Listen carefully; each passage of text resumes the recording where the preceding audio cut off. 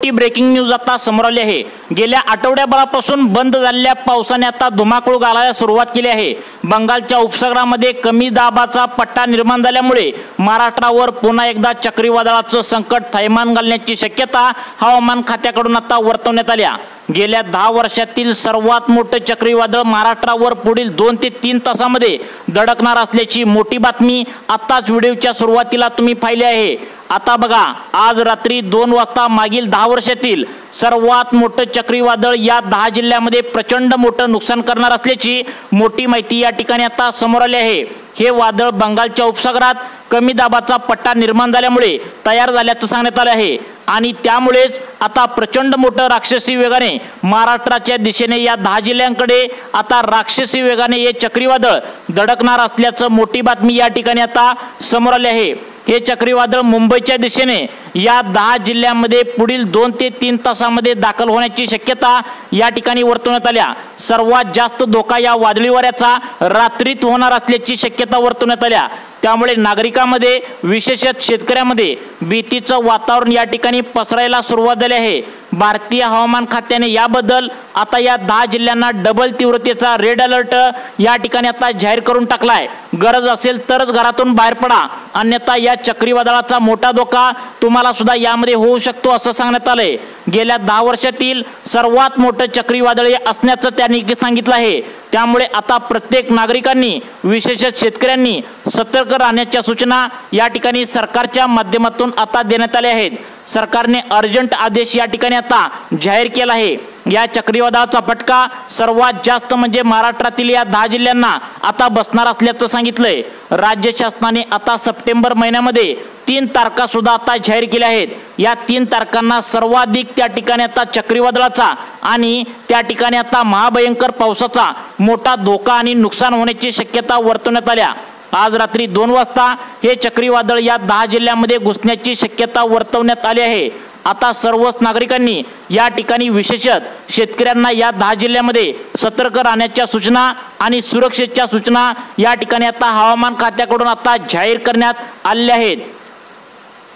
आता बघा, या ठिकाणी राज्यातील ठिकठिकाणी आपत्कालीन परिस्थितीची सूचना या ठिकाणी देण्यात आल्या आहेत। सरकारकडून आपत्कालीन परिस्थितीत करणाऱ्या बचाव योजना म्हणजेच त्या ठिकाणी जे कोणी अडचणी सापडले त्यांना NDRFची टीम देखील आता सज्ज झाली आहे। या वादळाच्या पार्श्वभूमीवर अनेक उपाययोजना जाहीर केल्या आहेत। त्यामुळे तुम्हाला या संकटाचा या ठिकाणी सामना आता करावाच लागणार आहे। यासाठी कोणत्या 3 तारखा आता सप्टेंबर महिन्याच्या त्या ठिकाणी हवामान खात्याकडून जाहीर केलेत, ज्या तारखांना सावध राहण्याच्या सूचना दिलेत। तसेच आज रात्री 2 वाजता कोणत्या 10 जिल्ह्यांमध्ये प्रचंड नुकसान होण्याची शक्यता वर्तवण्यात आल्या, कारण या चक्रीवादळाचा पहिला टप्पा आता आज रात्री 2 वाजल्यापासून आता तुम्हाला या ठिकाणी दिसायला सुरुवात होणार आहे। मुंबईकडून हे वादळ त्या ठिकाणी या 10 जिल्ह्यांमध्ये घुसण्याची शक्यता आता वर्तवण्यात आल्या। त्यामुळे संपूर्ण सविस्तर माहिती तुम्हाला या व्हिडिओच्या माध्यमातून आता आम्ही सांगणार आहे। हे चक्रीवादळ नेमकं कशा प्रकारे आता असणार आहे, कोणत्या 10 जिल्ह्यांमध्ये सर्वाधिक परिणाम होणार आहे, 10 पैकी कोणत्या जिल्ह्याला सर्वाधिक धोका आहे, तसेच कोणत्या जिल्ह्यामध्ये मुंबईकडून जास्तीकडे हे चक्रीवादळ या ठिकाणी दाखल होणार आहे, बचाव कार्य तुम्हाला कशा प्रकारे करायचं आहे, राज्य सरकारने काही उपाययोजना यासाठी केलेत का, विशेष जर तुम्ही शेतकरी असाल तर तुमच्यासाठी काही या ठिकाणी सूचना देखील हवामान खात्याने आणि सरकारने त्या ठिकाणी तुम्हाला पाळायला सांगितले आहेत। त्यामुळे कोणकोणत्या सूचना या ठिकाणी तुम्हाला पाळायचे आहेत, नेमकं तुमच्या जिल्ह्यामध्ये किती वाजता रात्री हे चक्रीवादळ दाखल होण्याची शक्यता आहे। आज रात्री 2 वाजता हे चक्रीवादळ 10 जिल्ह्यांमध्ये दाखल होण्याची शक्यता या ठिकाणी वर्तवण्यात आल्या।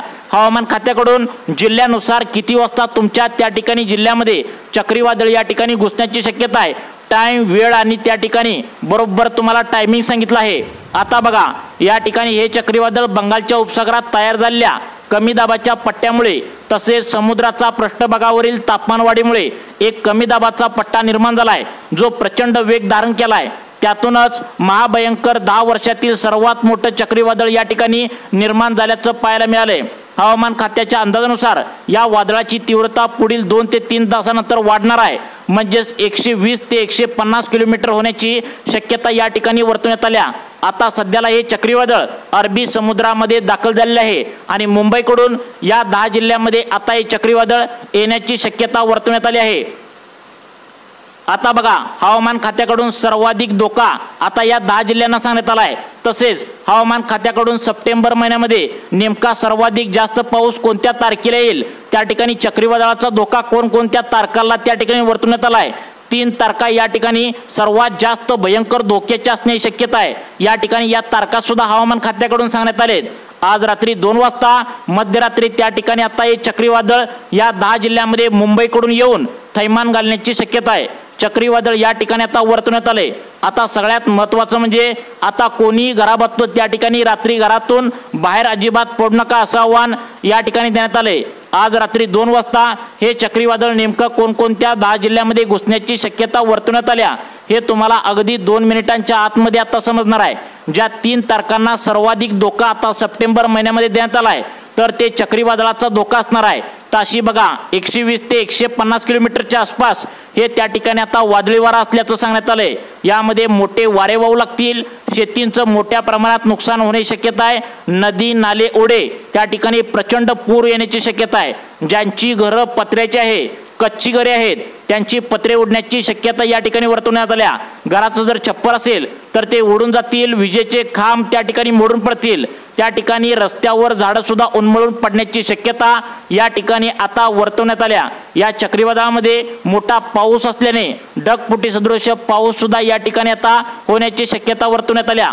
गेल्या आठवड्याभरापासून त्या ठिकाणी थांबलेला पाऊस परत एकदा सुरू झाला आहे आणि या थांबलेल्या पावसाबरोबर चक्रीवादळ सुद्धा या ठिकाणी येण्याची शक्यता वर्तवण्यात आल्या।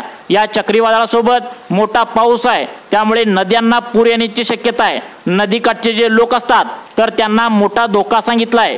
समुद्राची परिस्थिती सध्याला खवळलेली पाहायला मिळते।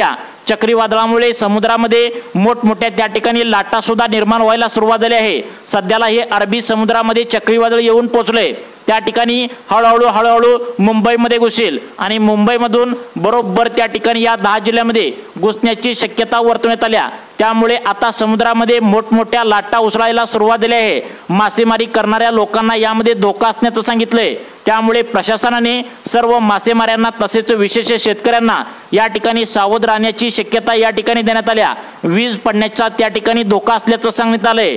चक्रीवादळात विजेचा कडकडाट मोठ्या प्रमाणात असेल। यामध्ये ढगफुटी सदृश पाऊस असल्यामुळे आता माणसांना, जनावरांना तसेच यामध्ये विशेष शेतकऱ्यांना मोठं नुकसान होण्याची शक्यता या ठिकाणी वर्तवण्यात आल्या।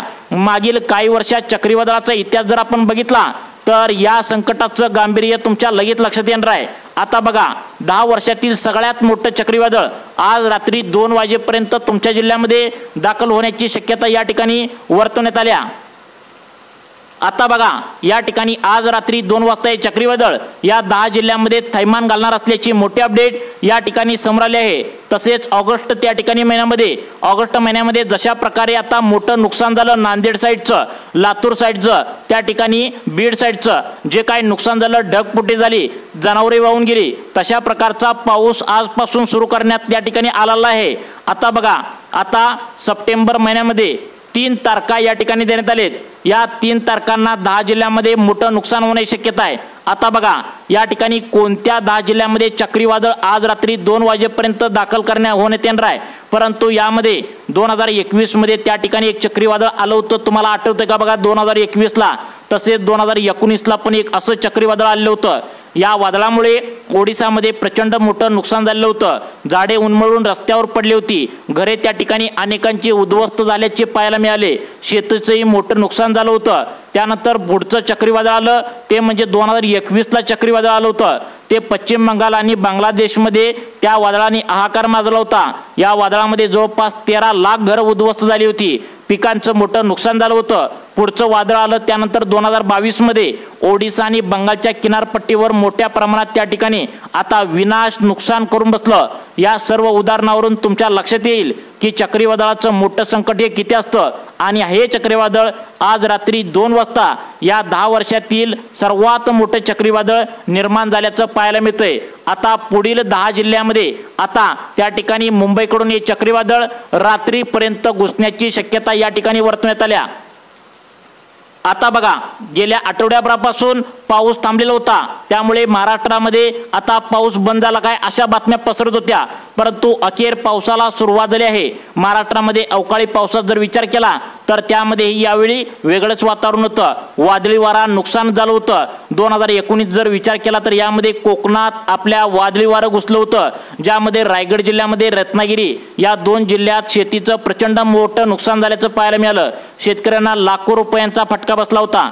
आता याच पार्श्वभूमीवर आता लगेचच एक नवीन वादळ त्या ठिकाणी निर्माण झालंय। याला हलक्यात अजिबात घेऊ नका।